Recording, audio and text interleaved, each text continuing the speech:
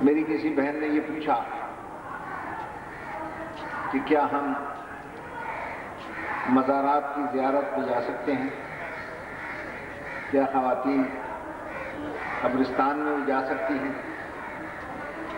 یاد رکھیے، ان جگہوں پہ جانے کے لیے مرد عورت کی قید نہیں ہے اسلام میں، پاکیزگی شرط ہے۔ توجہ ہے میرے محترم سامنے؟ اگر کوئی بہن پاک و پاکیزہ ہے، کوئی بھائی پاک و پاکیزہ ہے، وہ مزاروں پہ بھی جا سکتا ہے، وہ قبرستان میں بھی جا کر فاتحہ خوانی کر سکتا ہے۔ اس لیے کہ ہمارے ہاں موت و حیات کا وہ تصور نہیں ہے جو دیگر مذاہب ہیں۔ مذاہب سے میری مراد وہ مذہب ہیں جو خود ساختہ ہے، وہ مذاہب نہیں ہیں جو خدا ساختہ ہے۔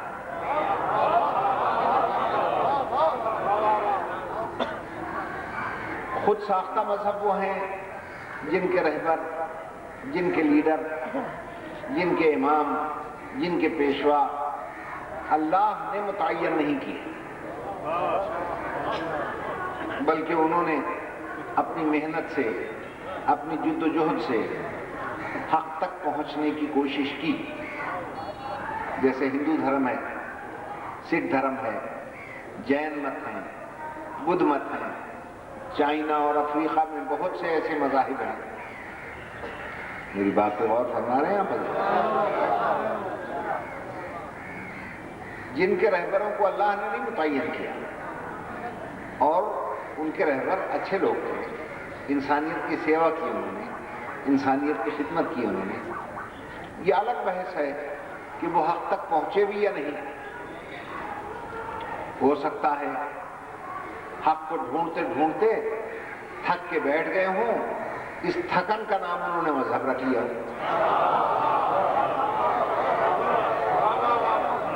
ایک صلوات پڑھتے ہیں آپ باواز میں۔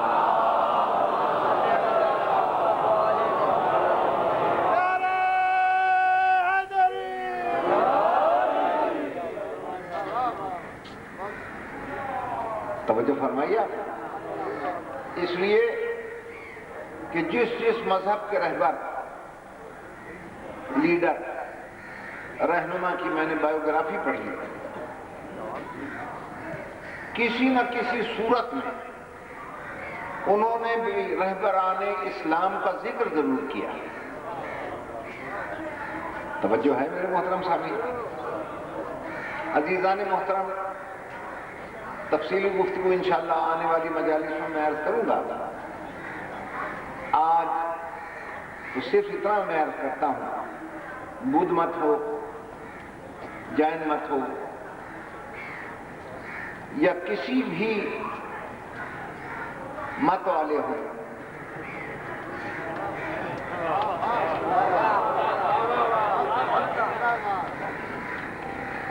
آل محمد کا شیدائی ہر سیدھی مت والا ملے گا۔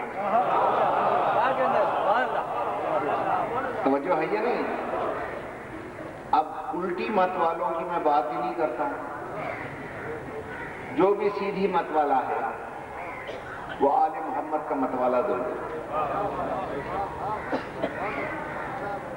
میری بات پہ غور کیجیے گا جہاں جہاں بیٹھے۔ چنانچہ میں نے جب مہاتما گوتم بدھ کی سوانح حیات پڑھی، آج بھی کراچی کا تو مجھے نہیں ہے، لیکن لاہور میں پنجاب پبلک لائبریری میں انگلش میں، فارسی میں، اردو میں، عربی میں، فرینچ میں اور جرمن زبان میں مہاتما گوتم بدھ کو سوانح حیات موجود ہے۔ آپ پڑھیے اس میں۔ مہاتما گوتم بدھ کوئی معمولی انسان نہیں تھے،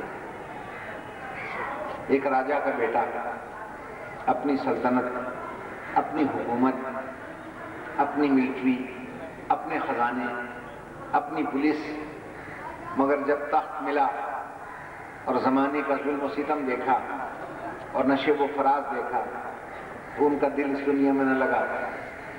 انہوں نے ایک پھٹا پرانا کمبل اپنے کاندھے پہ ڈالا اور تخت و تاج کو ٹھوکر ماری اور جنگلوں کی طرف روانہ ہو گئے. اور بڑھ کر جو درخت ہے وہ ان کی نظروں میں کسی طرح مقدس درخت ہے جیسے پیپل کا درخت ہندو دھرم کے نزدیک مقدس سمجھا جاتا ہے. اس کے نیچے بیٹھ کر انہوں نے گیان اور دھیان کے منازل طے کرنے شروع کیے. تو ان کی سوانح حیات پڑھیے، اس میں آپ کو ملے گا کہ ایک دن اچانک انہوں نے آسمان میں ایک لائٹ دیکھی، ایک نور دیکھا. اتنا پاورفل وہ نور تھا کہ وہ اس کے سامنے کھڑے نہ رہ سکے، بیٹھ گئے، بیٹھ بھی نہ سکے، سجدے میں گر گئے. اور سجدے میں پڑے پڑے انہوں نے پوچھنا شروع کیا، اے لائٹ، اے نور، اے روشنی، کیا اوم تو ہے، اللہ تو ہے، پرماتما تو ہے، پرمیشور تو ہے، بھگوان تو ہے، گاڈ تو ہے. وہاں سے آواز آئی، سجدے سے سر اٹھا لے مہاتما، اللہ میں نہیں ہوں، وہ لامکان ہے، وہ لازمان ہے، وہ جہت میں نہیں گھرتا، وہ مکان میں نہیں سماتا. انہوں نے پوچھا پھر آپ کون ہیں؟ کہا میں خدا تو نہیں ہوں مگر مظہر خدا ضرور ہوں.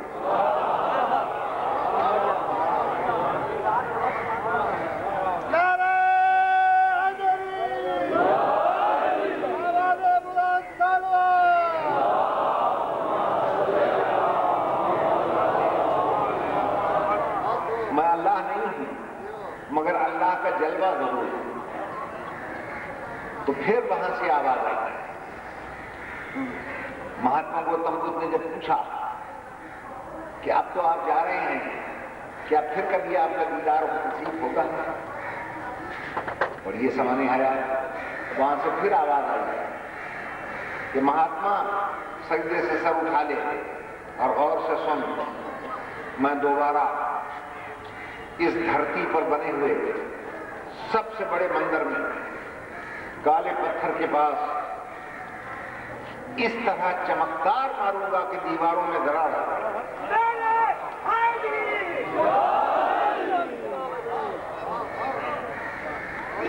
اب میں بلا اختلاف سنی شیعہ مذاہب عالم سے پوچھتا ہوں، جتنے بھی مذہب ہیں مجھے بتائیں. میں نے اور یہی سوال میں نے یونائٹڈ نیشن میں اس وقت کیا تھا جب 282 بقول 85 مذاہب کے اسکالر وہاں موجود تھے. ہر مذہب کا اسکالر موجود تھا. پاکستان سے لے کر اسرائیل تک کے نمائندے وہاں موجود تھے. تو میں نے پوچھا تھا کہ مجھے بتایا جائے کہ اس دھرتی کا سب سے بڑا مندر کون سا تھا. بھائی جس گھر میں ایک بت ہے وہ مندر، جہاں 10-15 ہو تو بڑا مندر ہے، اور جہاں 360 ہو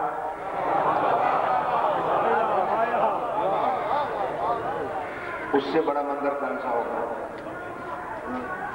توجہ ہے میرے محترم سامنے. اور مجھ سے ایک سوال یہ کیا گیا تھا وہاں، مجھے فخر حاصل ہے کہ اسی کے جواب پر پہلا انعامی سرٹیفکیٹ مجھے عطا ہوا. ان کا آپ اپنے رہبر کی کوئی ایسی صفت بتائیں جو یہاں بیٹھنے والے کسی دھرم، کسی مذہب کے رہبر میں نہ ملے.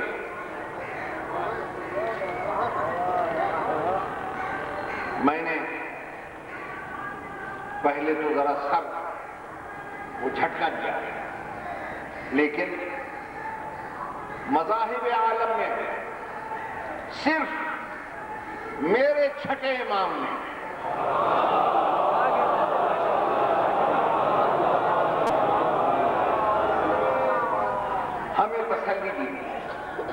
اور ارشاد فرمایا کہ اگر تم پر کوئی ایسا سوال ہو جائے کہ جس کا جواب تمہارے بس میں نہ رہے تو گھبرانا نہیں.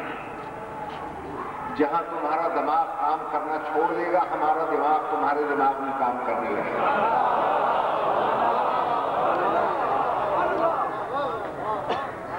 جہاں تمہاری زبان بولنے لگے گی ہماری زبان تمہاری زبان میں گفتگو کرنے لگے گی. میں نے ان معصومین کا دامن تھامتے ہوئے اور اس فرمان کا سہارا لیتے ہوئے بباغ دہل اعلان کر دیا.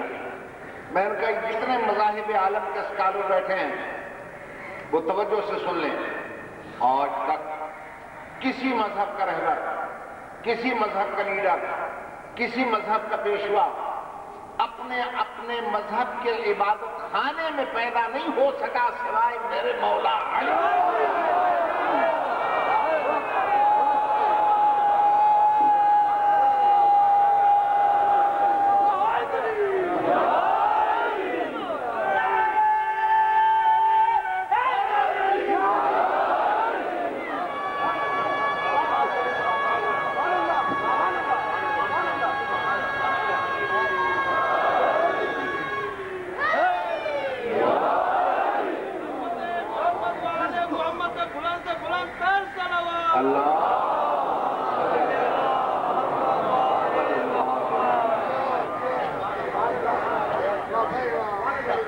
توجہ ہے میرے محترم صاحب.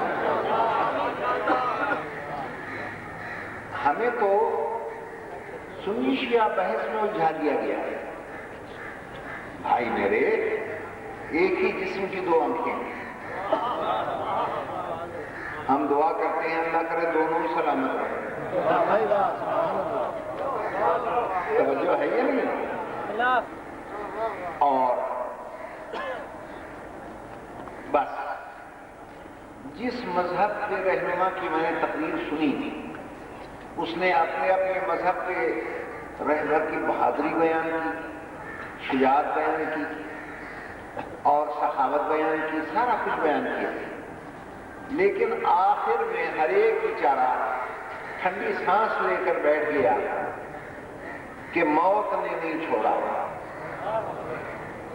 اس پر پھر مجھے جوش آیا. میں نے کہا مذاہب عالم کے رہبروں نے صرف میرے رہبر کو اللہ نے، بھگوان نے، گاڈ نے، ایشور نے یہ طاقت عطا فرمائی کہ صرف میرے مولا نے اعلان کیا کہ ان ابن ابی طالب لا یخاف وقال موت علی ام وقعت علی الموت، کہ علی کا بیٹا، ابو طالب کا بیٹا اس بات کی پرواہ نہیں کرتا کہ موت مجھ پہ آ جائے یا میں موت پہ جاؤں.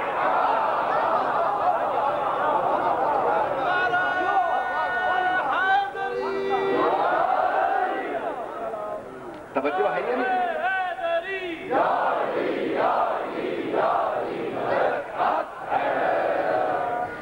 توجہ ہے میرے محترم سامعین. اسی لیے میرا یہ عقیدہ ہے علی والا مرتا ہی نہیں.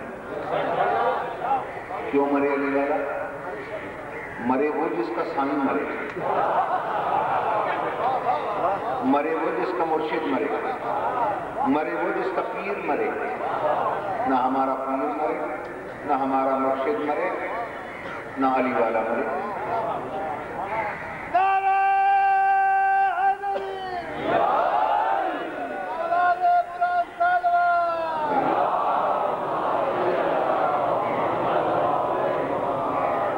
اگر ہم مر جاتے علی والے تو ہماری قبر پہ تلقین نہ ہوتی. تلقین کیا ہے؟ کاندھے ہلا ہلا کر جو کہا جاتا ہے اسمع افہم، سن اور سمجھ، سن اور سمجھ. تو جو مر جاتا ہے وہ سنتا سمجھتا ہے. بس جہاں اسمع افہم ہے سمجھ لو زندہ ہے. توجہ ہے یہ نہیں؟ اور جہاں نہ اسمع ہو نہ افہم ہو، اب میں کیا کہوں؟ آپ خود سمجھ لیجیے. عزیزان محترم، اور یہ نہ سمجھیے گا کہ یہ میری خطابت ہے، خطابت نہیں ہے۔ میں جو بات بھی عرض کرتا ہوں لفظیں میری ہوتی ہیں، مگر مجھے قرآن اور حدیث کی مکمل سپورٹ حاصل ہوتی ہے، الحمدللہ۔ دوستان محترم،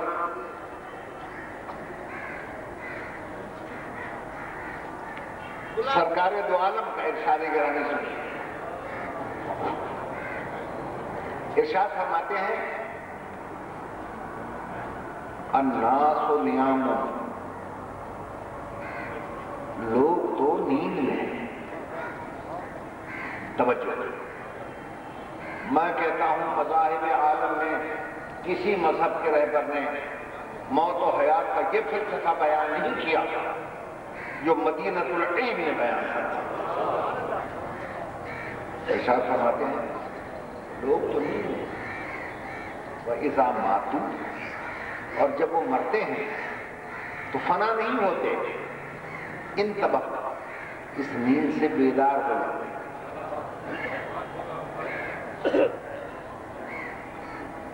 ایک شاعر کا شعر تو ہم آسانی سے سمجھ نہیں سکتے، تو مدینۃ العلم کا کلام آسانی سے کیسے سمجھ میں آئے گا؟ توجہ کیجیے گا، کیا ارشاد ہے کہ لوگ تو نیند میں ہیں۔ وَإِذَا مَاتُوا، حضور فرماتے ہیں جب یہ مرتے ہیں تو مرنے کے بعد فنا نہیں ہوتے، انتبہ، یہ اس نیند سے بیدار ہو۔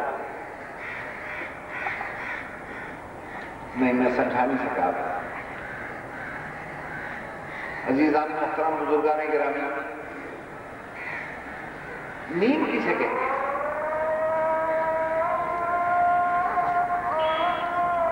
صلوات پڑھ دیجیے بابا۔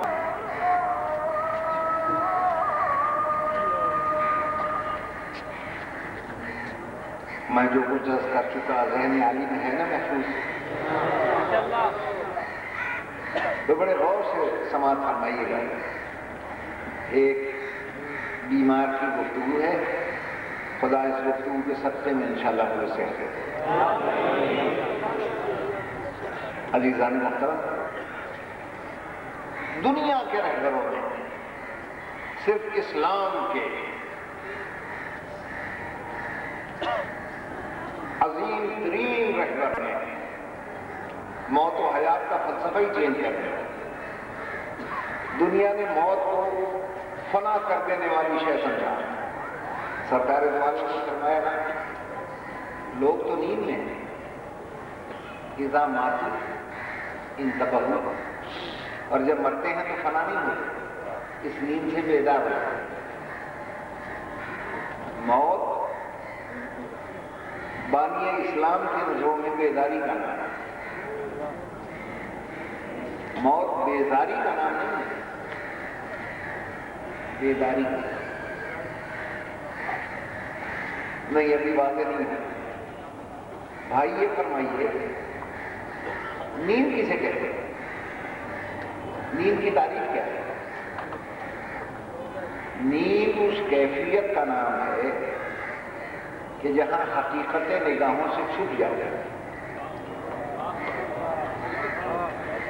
اسے نیند کہتے ہیں۔ میں تقریر کر رہا ہوں، کتنے بیچارے تھکے ہوئے آتے ہیں، سارے دن کے کام کاج سے فارغ ہو، مجلس میں بیٹھے اور کسی چیز کی ٹیک لگی، نیند آ گئی، سو گئے۔ جب میری تقریر ختم ہوئی، اب آپ نے جگایا بھیا اٹھو، مولوی صاحب کی تقریر ختم ہو گئی، چلو گھر چلو۔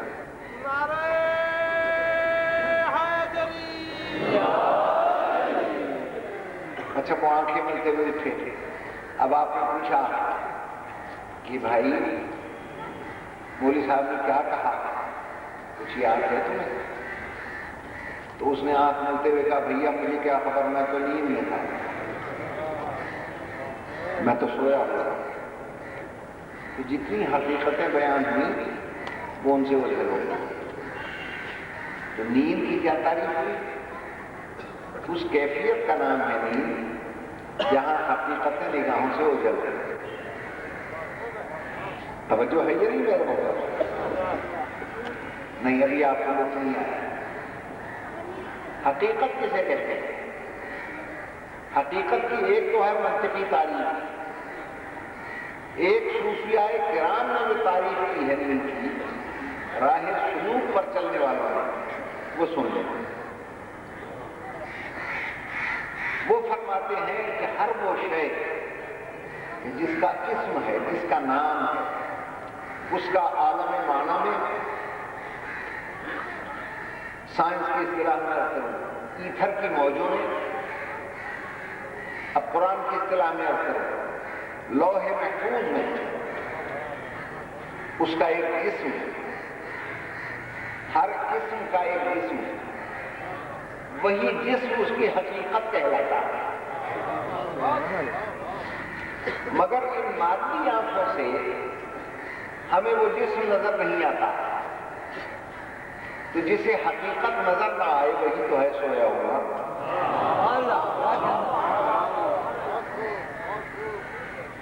میں دلیل کے طور پر اپنے 5ویں معصوم امام کا ارشاد پیش کرتا ہوں.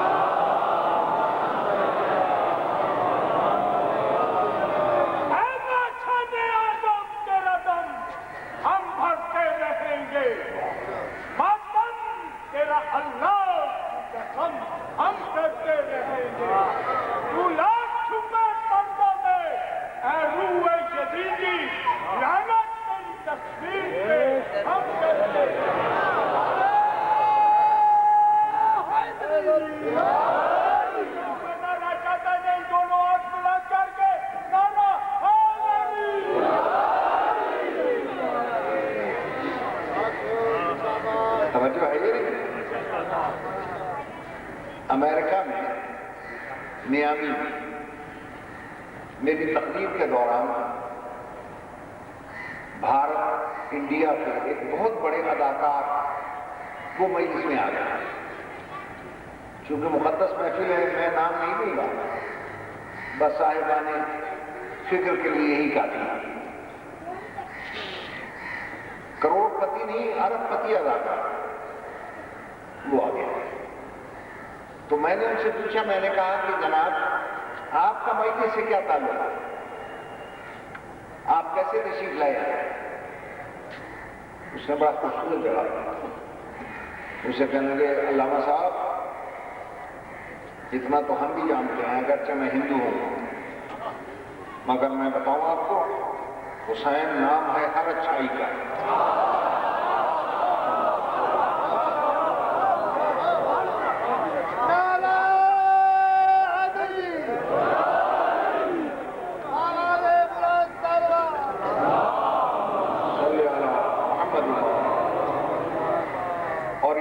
نام ہے ہر برائی کا. اگر بھارت میں آتا تو پردے میں اتارا جاتا، اگر بھارت میں آتا تو پردے میں محمد. اور یزید نام ہے ہر برائی کا. اگر بھارت میں آتا تو پردے میں اتارا جاتا، اگر بھارت میں آتا تو پردے میں اتارا جاتا. کیوں بنی ہاشم کا تاج دھوکے سے نہ مارا جاتا؟ پردے سے اٹھے چوکٹ سے اٹھے سن ہماری دیش میں وہ بھگوان پکارا جاتا. نعرہ حیدری. یہ بھی روپ کماری کے اشعار ہیں جو انہوں نے پڑھے. یعنی روپ کماری نے یہ بتلانا چاہا کہ اگر ہندوستان میں فاطمہ کا لال آ جاتا تو آج ہندوستان کے ہر مندر میں ایک حسین نامی دیوتا ہوتا. توجہ چاہتا ہے اور اس کی پوجا ہم کر رہے ہو. کیا میرے مولا کو یہ علم نہیں تھا کہ میرے چاہنے والے ہر مذہب کے ہندوستان میں ملیں گے؟ اگر نہیں تھا تو انہوں نے کیوں خواہش کی تھی کہ میرا رستہ چھوڑ دو میں ہند چلا جاتا؟ توجہ ہے میرے محترم سامعین؟ ایک سلامات پڑھ دیں آپ آواز میں.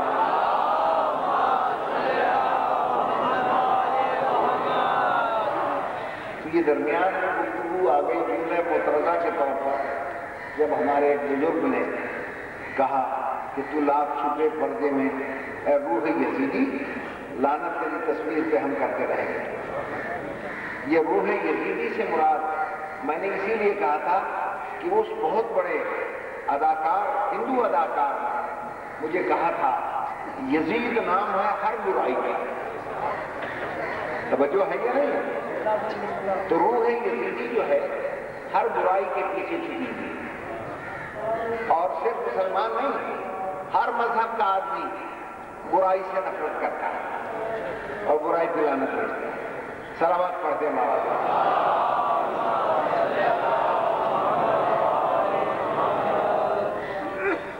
تو میں آج یہ کر رہا تھا کہ میرے 5ویں معصوم امام ارشاد فرماتے ہیں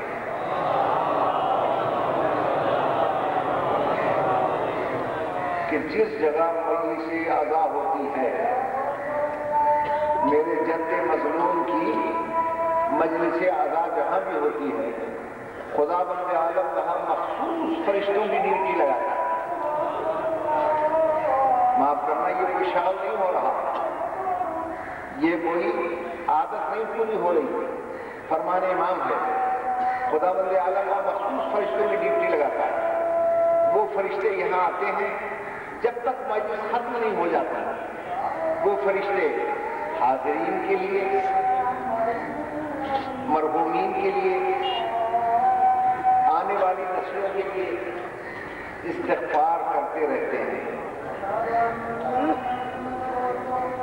توجہ ہے یہ نہیں؟ اور جب مجلس ختم ہو جاتی ہے اور ہر ایک اپنے اپنے گھر میں چلا جاتا ہے تو وہ فرشتے واپس جاتے ہیں ان فرشتوں میں جو یہاں نہیں آئے تھے.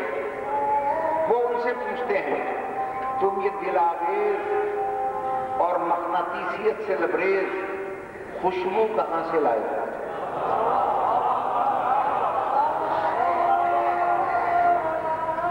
تو وہ جواب میں کہتے ہیں کہ ہم کسی دکان سے تو لائے نہیں، اللہ نے ہماری مجلس پہ ڈیوٹی لگائی تھی. جتنے فضائل محمد و آل محمد ملے ہم سمیٹ کے لیے آئے. توجہ ہے یا نہیں؟ اب سمجھے جتنے شرکائے مجلس میں تشریف رکھتے ہیں کسی بھی مذہب سے تعلق ہو، مجھے اس سے غرض نہیں ہے. یہ مجلس حسین سب کا مشترکہ سرمایہ ہے. جو بھی بندے کا بچہ ہے نا وہ عاشق حسین ہے.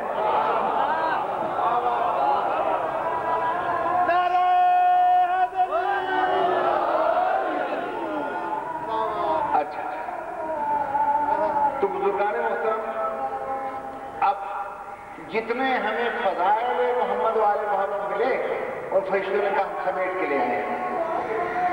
اس کا مطلب یہ ہو گیا کہ فضائل محمد و آل محمد کی حقیقت ہے خوشبو.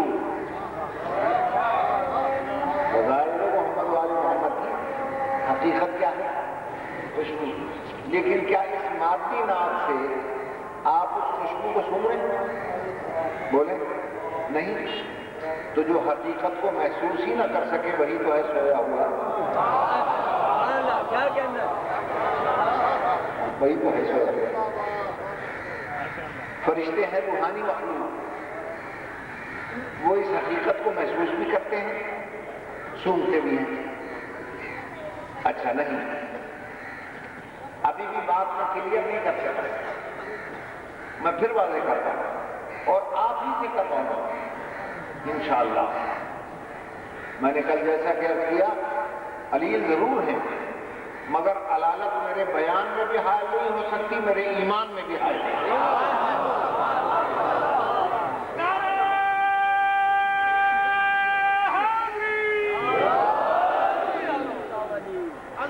محمد وآل محمد بلند تر صلوات.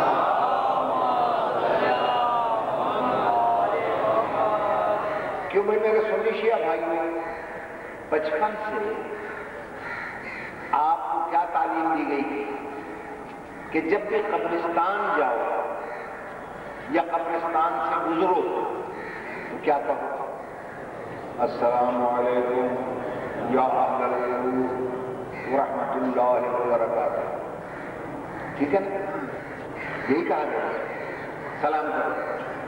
اچھا بہت سے سنو. سلام واحد تو سنت ہے جس کا جواب واجب ہے.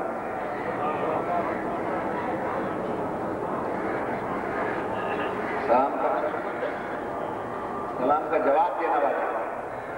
یہاں تک کہ اگر آپ نماز پڑھ رہے ہیں اور کسی نے آ کر نماز کے حالت میں آپ سے کہا السلام علیکم, تو شریعت مقدسہ کا حکم یہ ہے وہی نماز روک دو اور جواب میں کہا السلام علیکم. گویا آپ نے واجب کو ادا کیا. مل کے صلوات پڑھو.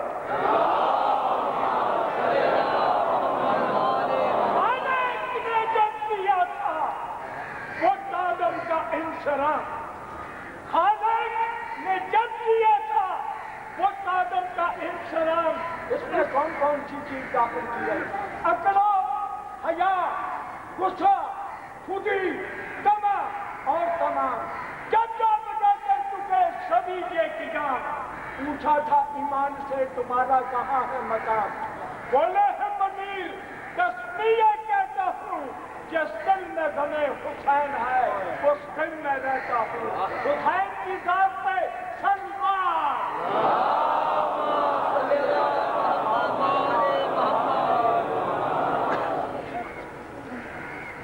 توجہ فرما لیا.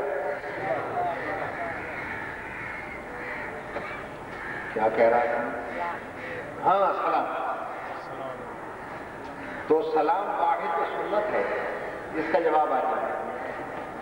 اسی لیے ہمیں یہ حکم ہے کہ کسی بھی شہید کے مزار پر جاؤ, چاہے کربلا جاؤ, نجف جاؤ, کراچی جاؤ, لاہور جاؤ, کسی بھی مقدس مزار پہ کھڑے ہو جاؤ تو وہاں کھڑے ہو کر کہو اشہد, میں گواہی دیتا ہوں, بِأَنَّكَ تَسْمَعُ كَلَامِي وَتَرُدُّ سَلَامِي, کہ اے صاحب قبر آپ میرے کلام کو سن رہے ہیں اور میرے سلام کا جواب دے رہے ہیں. یعنی جو قبر میں ہے, جسے آپ کہتے ہیں مر گیا, اس کے لیے معصوم فرماتے ہیں کہ وہ کلام کو سن بھی رہا ہے اور سلام کا جواب بھی دے رہا ہے. اب میں آپ سب سے پوچھتا ہوں, فیصلہ یہی کراتا ہوں آپ سے, کیا اس کے جواب کو بھی آپ سنتے ہیں؟ بولو نہیں. اب فیصلہ کریں آپ, سویا ہوا کون ہے, جاگا ہوا کون ہے؟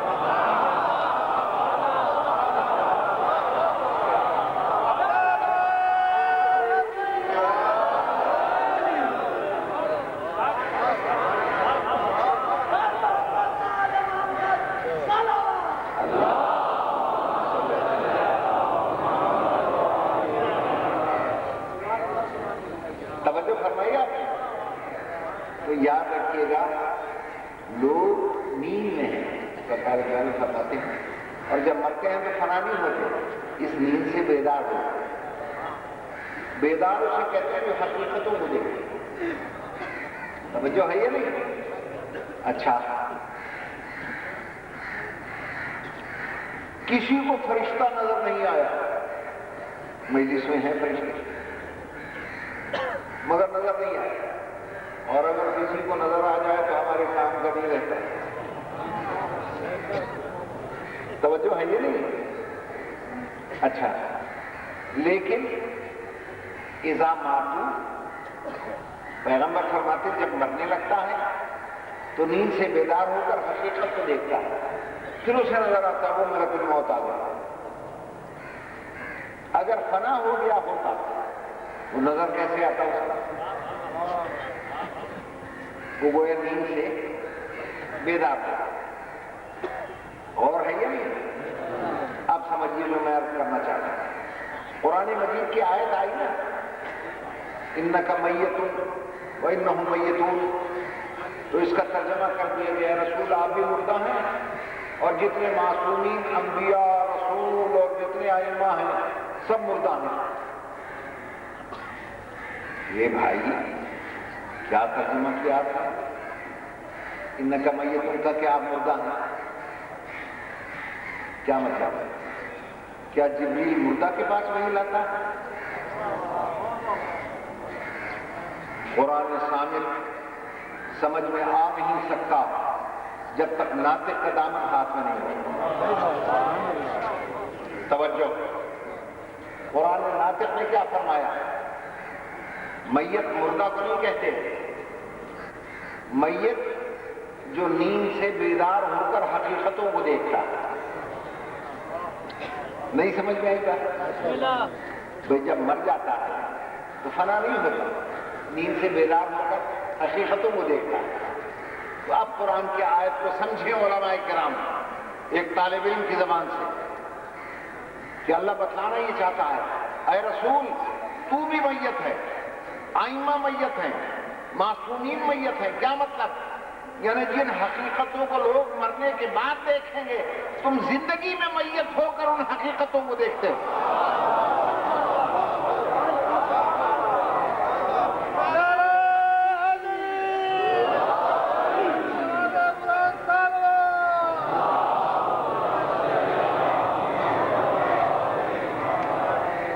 توجہ چاہتا ہوں،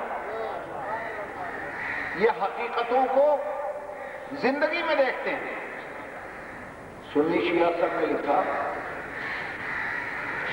اچھا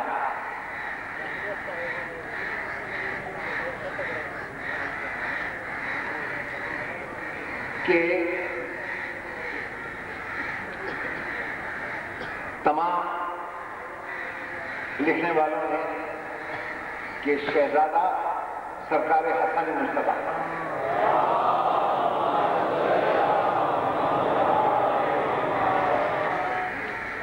منبر مدینہ پر واز فرما رہے ہیں، خطبہ دے رہے ہیں۔ خطبہ دیتے دیتے دیکھا کہ ایک دشمن رسول اور دشمن علی، شام کا رہنے والا، مسجد میں داخل ہوئے۔ امام حسن نے پہلے اسے غور سے دیکھا، پھر آسمان کو دیکھا، پھر اسے دیکھا۔ ارشاد فرمایا، او کتے نکل جاؤ مسجد سے۔ صحابہ کرام نے مڑ کے دیکھا تو ایک کتا دودھ ہلاتا ہوا نکل رہا۔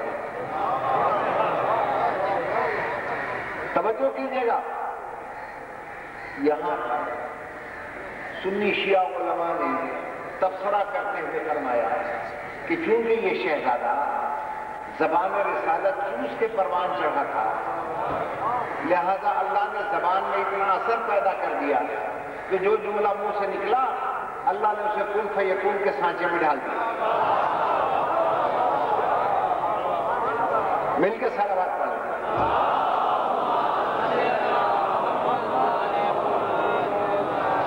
لیکن ہم باب مدینۃ العلم کی یونیورسٹی کے جو طلبہ بیٹھے ہیں، ہمارا نظریہ کچھ اور۔ توجہ چاہتا ہوں، ہم یہ کہتے ہیں کہ امام حسن کے فرمان نے اسے کتا نہیں بنایا۔ توجہ چاہتا ہوں، امام حسن علیہ السلام کے فرمان نے اسے کتا نہیں بنایا۔ امام کے پاس وہ نگاہیں تھیں جو آغوش مادر میں رہ کر لوح محفوظ کا مطالعہ کرتے، جو حقیقتوں کو دیکھتی تھی۔ امام نے پہلے تو یہ دیکھا کہ آنے والا ہے دشمن محمد و علی، پھر لوح محفوظ میں دیکھا کہ محمد اور علی کے دشمن کی حقیقت کیا ہے۔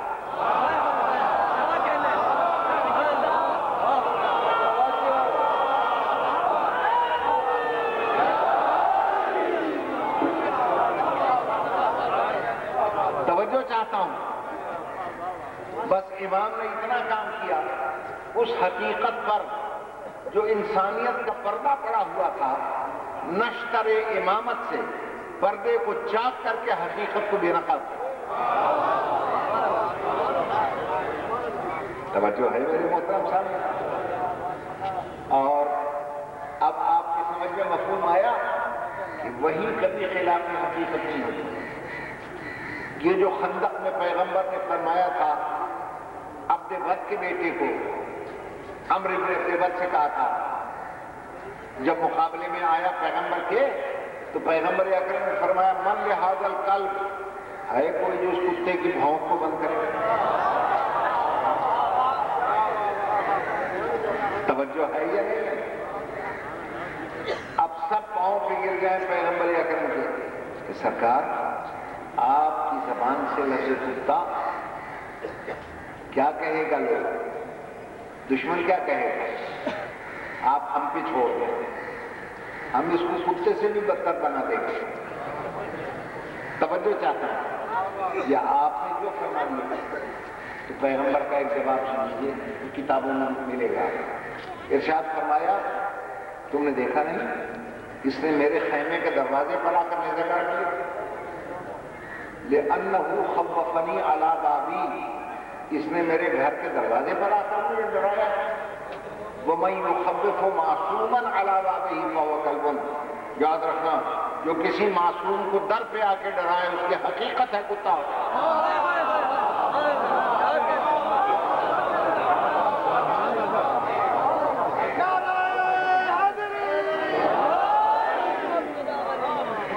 پیغمبر بغیر وحی کی بات نہیں کرتے، چونکہ وحی الہی پیغمبر پہ اترتی ہے، اور اس نے آ کر پیغمبر کے خیمے کے پاس ڈرانے کی کوشش کی۔ توجہ ہے میرے محترم سامنے؟ ایک دفعہ پھر صلوات پڑھ دیجیے بابا۔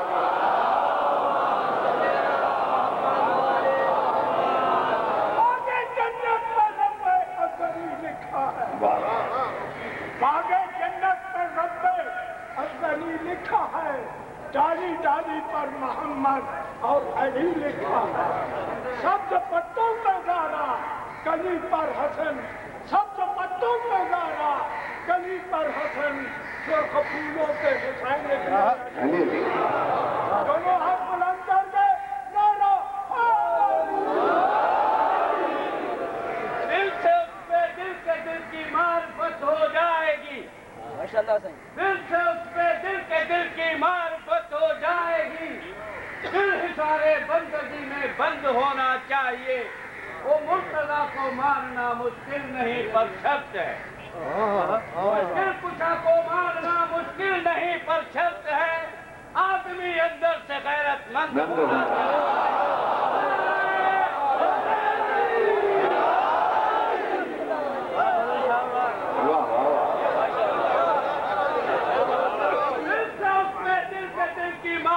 ہو جائے گی، دل سے اس پہ دل کے دل کی معرفت ہو جائے گی، دل حصارے بندگی میں بند ہونا چاہیے، وہ مشکل کشا کو ماننا مشکل نہیں پر شرط ہے، آدمی اندر سے غیرت مند ہونا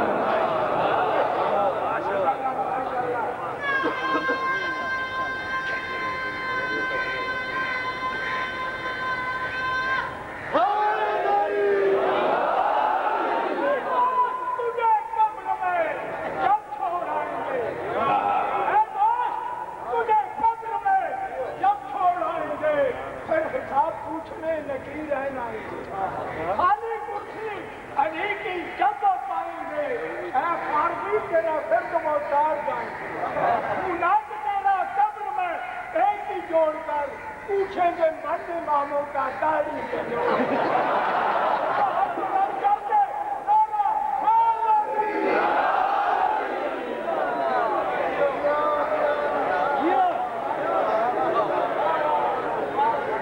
ایک صلوات پڑھ دیں آپ آواز میں۔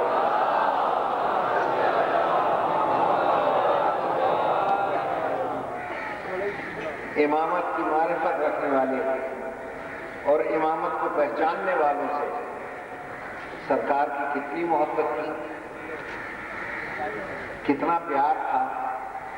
توجہ چاہتا ہے، اکثر مایوس کیا جاتا ہے سامعین کو یہ کہہ کر کہ مجالس میں سرکار کے کسی جلیل القدر صحابی کا تذکرہ نہیں ہوتا۔ آئیے آج میں آپ کو بتاؤں ایک ایسا جلیل القدر صحابی کہ کسی صحابی کو پیغمبر نے سوائے اس کے گود میں اٹھا کر اس کا منہ نہیں کیا، لیکن کیا بات ہے اس جلیل القدر صحابی کی کہ پیغمبر نے 4-5 سال کی لڑکی اس صحابی کو گود میں اٹھا لیا، کبھی ماتھا چوما، کبھی رخسار چومی، کبھی سینے سے لگایا۔ صحابہ کرام نے کہا یا رسول اللہ یہ حبیب ابن مظاہر بڑا پیارا لگتا ہے، بڑا پیارا ہے۔ کہا کہ ہاں یہ اس لیے پیارا لگتا ہے، تم دیکھتے نہیں ہو کہ جب میرا حسین چلتا ہے تو اس کے پاؤں کی خاک کو یہ اپنی آنکھوں میں سرما بنا لیتا ہے۔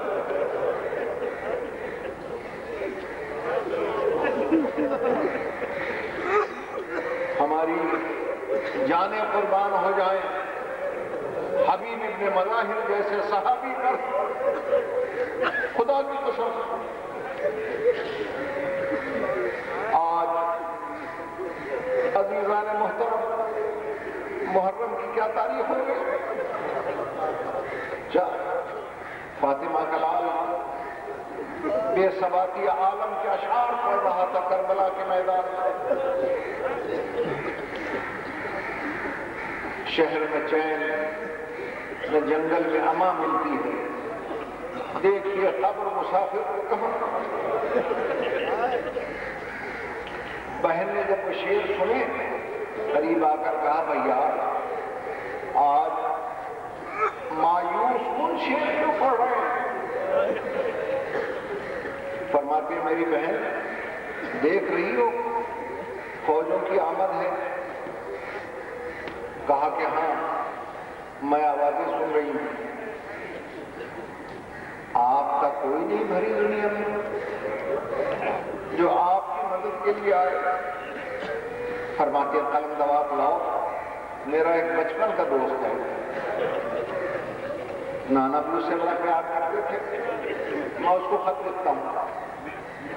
خط لکھا، حوالے کر دیا قاصد کے کہ جاؤ میرے بچپن کے ساتھی نانا کے پیارے صحابی حبیب ابن مظاہر کو یہ خط جا کر دے دو۔ قاصد روانہ ہو گیا۔ وہاں کوفے میں اسے پتہ تو تھا نہیں، کرفیو لگا ہوا تھا۔ کوفہ اس زمانے میں چھاونی تھی، ہر فرد ملازم تھا، ڈر کے مارے گھروں میں چھپا ہوا تھا۔ یہ قاصد جو پہنچا نا تو گلی کے موڑ پر ایک دکان پہ ایک بوڑھا نظر آیا۔ قریب جا کر کہتا ہے اے بزرگ محترم کیا اس شہر میں کوئی حبیب بھی ہے؟ کہا کہ آپ آہستہ بولیں، کرفیو لگا ہوا ہے، زمانہ دشمن ہے، ایسا نہ ہو کوئی سن لے، آپ میرے پیچھے پیچھے آئیں، میں لے چلتا ہوں۔ پیچھے پیچھے روانہ ہو گیا۔ جدھر جدھر وہ بزرگ گیا قاصد میرے مولا کے پیچھے پیچھے چلتا رہا۔ اچانک ایک موڑ مڑتے ہوئے اس بزرگ نے پوچھ لیا کہ تم ہو کون، کہاں سے آئے ہو؟ اس کے منہ سے نکل گیا انا برید الحسین، میں فاطمہ کے لال کا قاصد ہوں۔ بھائی اتنا کہنا تھا کہ وہ بوڑھا تو پاؤں میں گر گیا۔ کہنے کا میرا تیرا تعارف نہیں تھا، مجھے حبیب کہتے ہیں، مجھے معاف کرنا، تیری طرف پیٹ کر کے چلتا رہا۔ تو میرے مولا کا قاصد ہے، تو نے میرے مولا کی زیارت کی ہے، آپ میرے پیچھے پیچھے آ جا۔ حبیب گھر میں داخل ہوئے، مومنہ زوجہ نے کھانے کے لیے دسترخوان بچھا رکھا تھا۔ ایک دم حبیب کہتے ہیں مومنہ کیا بات ہے حبیب، مبارک ہو مبارک ہو۔ کہا کیسی مبارک؟ کہ میرے گھر تو وہی آ گئی، میرے گھر تو جبریل آ گیا۔ کہا حبیب کچھ بتائے گا بھی صحیح؟ کہا کیا بتاؤں، میرے مرشد حسین کا قاصد آیا۔ بس قاصد کا نام سنا، اس کی مومنہ بیوی درود پڑھ کے کھڑی ہو گئی، جلدی سے سر سے چادر اتاری اور زمین پہ بچھا دی کہ مولا کا قاصد کہاں ہے، جلدی بلائیں۔ جب جب وہ جوتی اتارنے لگے کہا نا جوتی نہ اتارنا، تو مولا کا قاصد ہے، یہ میرے سر کی چادر جوتیوں سمیت آجا میری نجات کا باعث ہے۔ دونوں دو زانو ہو کر بیٹھ گئے، میاں بیوی۔ پوچھا مولا خیریت سے تو تھے نا؟ اس نے کہا مولا نے خط بھیجا ہے۔ خط بھیجا ہے؟ ہاں۔ جیسے اس نے خط جیب سے نکالا دونوں تعظیم کے لیے کھڑے ہوئے، خط آنکھوں سے لگایا، کبھی دل سے لگایا، کبھی سینے سے لگایا، کبھی چوما، اور اس کے بعد کبھی سر پہ رکھا اور کہا زوجہ پوچھتی ہے حبیب کیا لکھا؟ کہا جسے حسین نے بند کیا ہے اس کو میں چاک نہیں کر سکتا، میرے ہاتھ کانپتے ہیں۔ قاصد سے کہا تو مولا کا قاصد ہے، تو ذرا خط کھول کے مجھے دے۔ جیسے خط کھول کے دیا، خدا کی قسم حبیب کا ہاتھ کانپنے لگ گیا۔ زوجہ نے پوچھا خیریت تو ہے؟ کہا خیریت نظر نہیں آتی۔ کہا کیوں؟ کہا مولا نے ہیڈنگ یہ لکھی ہے خط کی، خط کا سرنامہ لکھا ہے من حسین ابن فاطمہ۔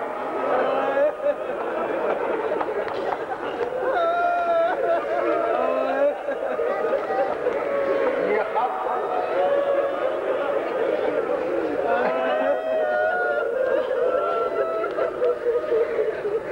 فاطمہ کے بیٹے حسین کی طرف سے، میرے بچپن کے ساتھی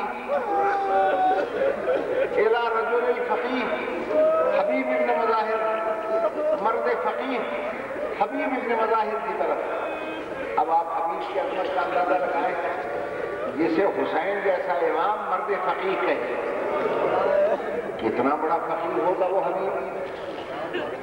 میرے محترم سامعین، زوجہ نے کہا اس سے آگے پڑھو، کہ اس سے آگے لکھا ہوا ہے تو میرے بچپن کا دوست ہے، تو جانتا ہے مجھے تم سے کتنا پیار، اور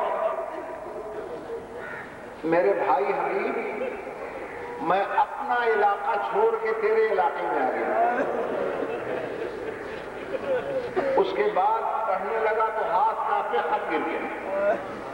جلدی سے زوجہ نے خط پکڑا، چوم کے کہتی کیا ہوا، کیوں خط گر گیا؟ آگے جملہ مجھ سے پڑھا نہیں جاتا۔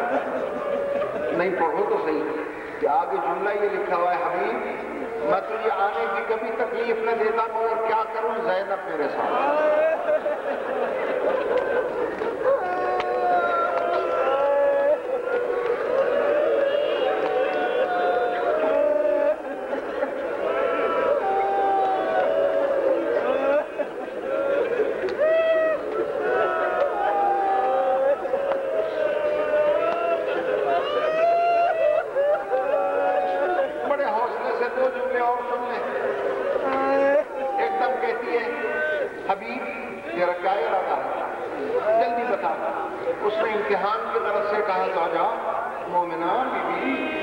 زمانہ دشمن ہے، ہر طرف گرفتاریاں ہو رہی ہیں، میں ابھی سوچوں گا میں تجھے کس طرح چھوڑ کر جاؤں۔ اس مومنہ کو جلال آ گیا، اس نے جلدی سے کچھ چوڑیاں توڑ دی، کچھ چوڑیاں اتار۔ آپ دیکھتے ہیں جب محرم کا چاند نظر آتا ہے تو مومنہ خواتین چوڑیاں اتار دیتی ہیں، توڑ دیتی ہیں۔ یہ حبیب ابن مظاہر کی زوجہ کی سنت ہے جو ادا ہوتی ہے۔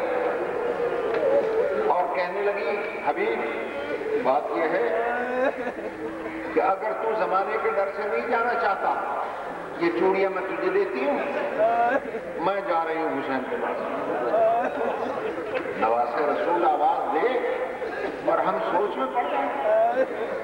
کہا نہیں مومنہ یہ کیسے ہو سکتا ہے کہ میرے نانا کا پیارا صحابی بلائے اور میں نہ جاؤں۔ اور دوستان محترم اچانک حبیب ابن مظاہر نے تیاری کر لی چلنے کی، شہر سے باہر گھوڑا لے کر انتظار کرتے رہے. حبیب نے کہا غلام سے تو چل تو میں آتا ہوں. گھوڑا مچلنے لگ گیا. اتنے میں حبیب بھی پہنچ گیا. تو غلام گھوڑے سے باتیں کرتے کرتے کہہ رہا تھا تو فکر نہ کر, اگر تجھ پر میرا سردار حبیب نہ گیا نا تو میں بیٹھ کر حسین کی مدد کے لیے جاؤں گا. یہ فکر حبیب نے سن لی اور کہا جانے سے پہلے میں تجھے آزاد کرتا ہوں. میں کیسے نہیں جاؤں گا, میں اس کے نانا کا پیارا صحابی. میرا تو نانا نے حسین کے کبھی ماتھا چوما کبھی رخسار چومے. یہ قبلہ وہاں سے روانہ ہو گیا. کربلا کے میدان میں افواج حسینی کے کمانڈر ان چیف سرکار عباس غازی کوفے کی طرف روئے جمائے ہوئے دیکھ رہے تھے. اچانک کوفے کی طرف سے گرد نمودار ہوئی. حسین ابن علی نے کہا مبارک ہو عباس, میرا بھائی حبیب آ رہا, جلدی سے استقبال کرو. ہر ایک نے استقبال کیا. کسی نے کہا حبیب سلام, کسی نے کہا نانا کے صحابی سلام, کسی نے کہا چچا سلام. سلام کی آوازیں خیمے میں پہنچی.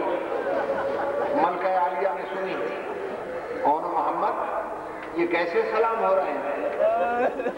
شہزادوں نے کہا ماں مامو حبیب آئے.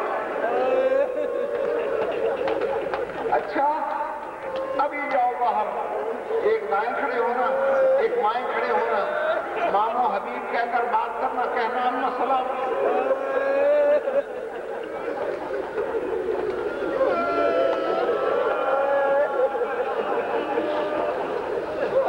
خدا کے قسم عزیزان محترم, جیسے ہی شہزادوں نے سلام دیا حبیب نے دونوں ہاتھ چہرے پر مارے, زمین پہ گر گیا ایڑیاں رگڑتے ہوئے.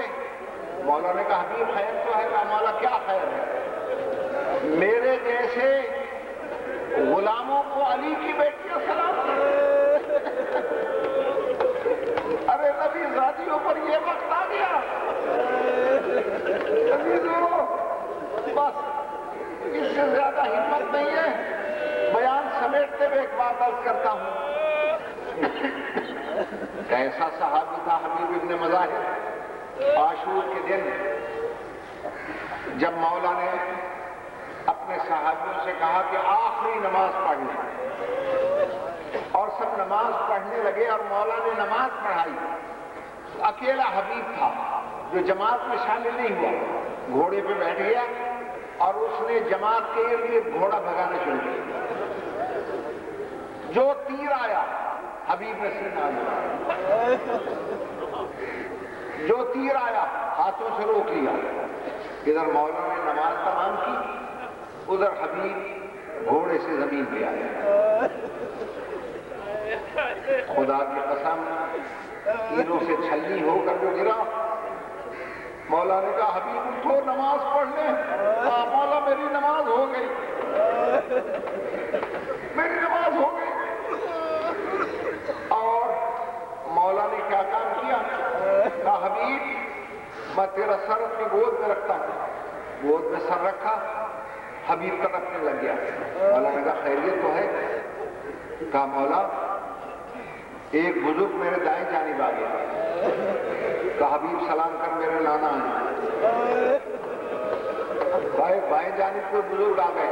کہا حبیب نہیں پہچانا, یہ میرے بابا علی آ گئے. کہا کوئی میرے بالوں میں انگلیاں چلا رہا ہے. کہا حبیب سلام کر میرے بھائی حسن مجتبیٰ ہیں. حبیب نے تڑپ کر کھڑے ہونے کی کوشش کی لیکن کھڑا نہ ہو سکا. کہا حبیب کیا تکلیف ہو رہی ہے؟ کہا مولا تکلیف تو نہیں ہو رہی, یہ کوئی برقع پہنے ہوئے آ رہی ہے.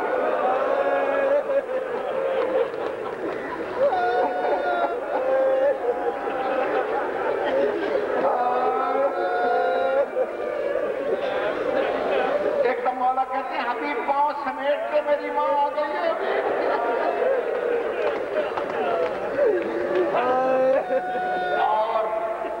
حبیب ابن مظاہر نے وفا کا وہ حق ادا کیا دوستوں، نبی زادیوں کو اس دلیل القدر حسین کے دوست اور نانا کے صحابی پر کتنا ناز تھا۔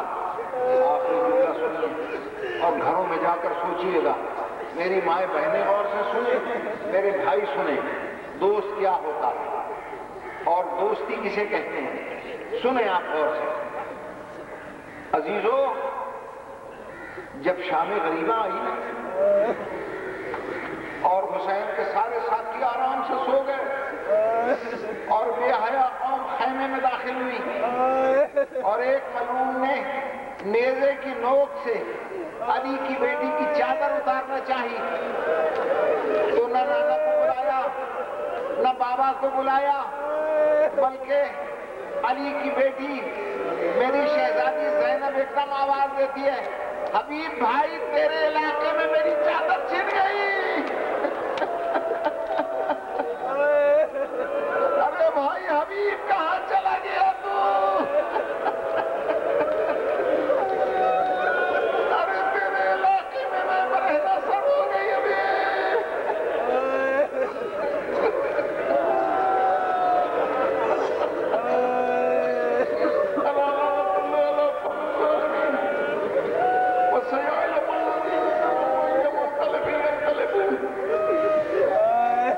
اللہ آپ سب کو سلامت رکھے، خدا محبت حسین کی دولت سے مالا مال رکھے۔